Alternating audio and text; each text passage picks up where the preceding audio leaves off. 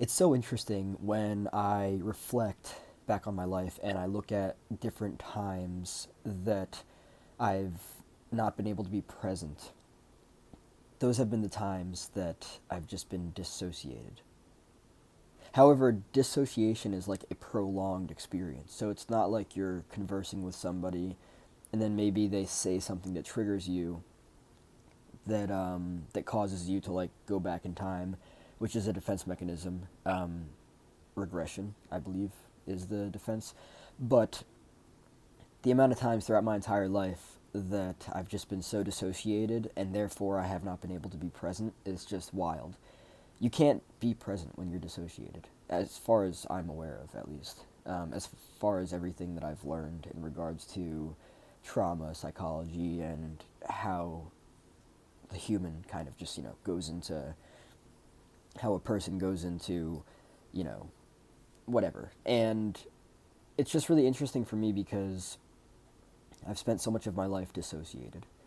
Um, just kind of like going through the motions of life, never really being there, not really like I have experienced some really cool things. I've traveled and everything. I've had a lot of fun doing things, but at the same time, that me saying I've had a lot of fun, I feel like there's a part of me that wants to say that, and there's another part of me that's like, but where the fuck were you?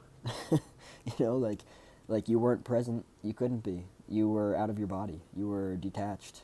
You were you were there physically, but mentally you were fucking gone, right?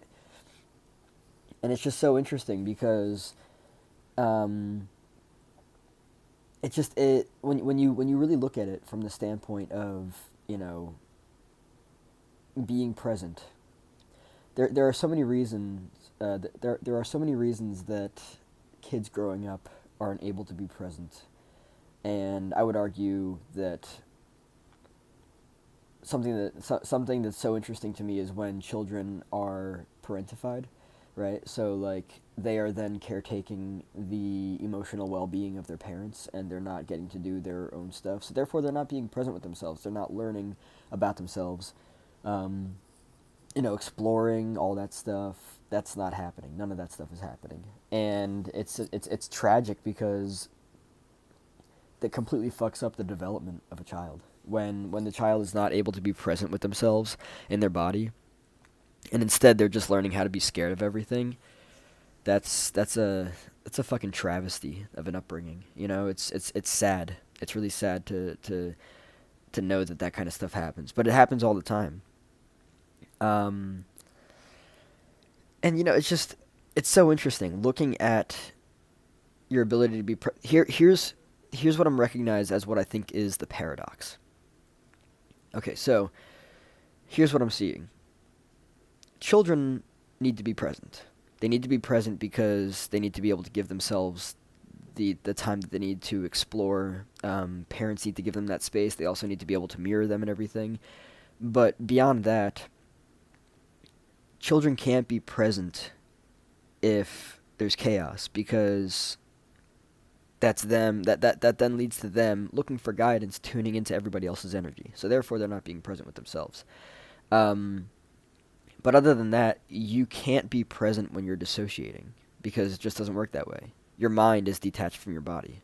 Therefore, presence is basically void or voided, right?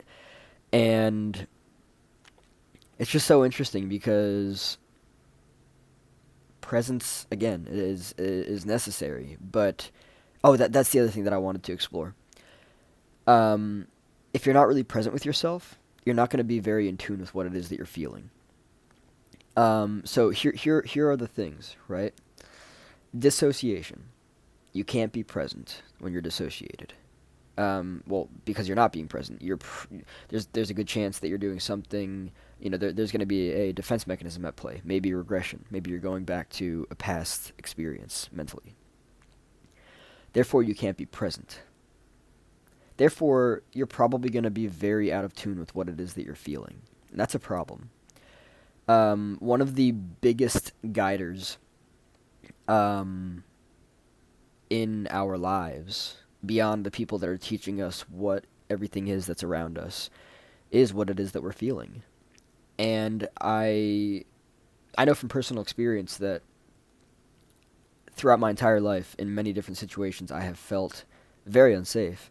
But because of how dissociated I've been and how normalized different things that I grew up with has been, um, I never really took that into consideration as like that's something to look at, but it is. If you are dissociated, you're not present. If you're not present, you're going to have a very hard time being tuned in with yourself. Therefore, you're going to be out of touch with your emotions and what it is that you're feeling. And if somebody violates your boundaries, I mean, if that's something that's been normalized at some point early on in your life, you're probably not going to look at that as a problem.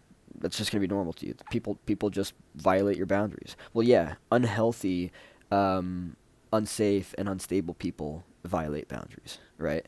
Um,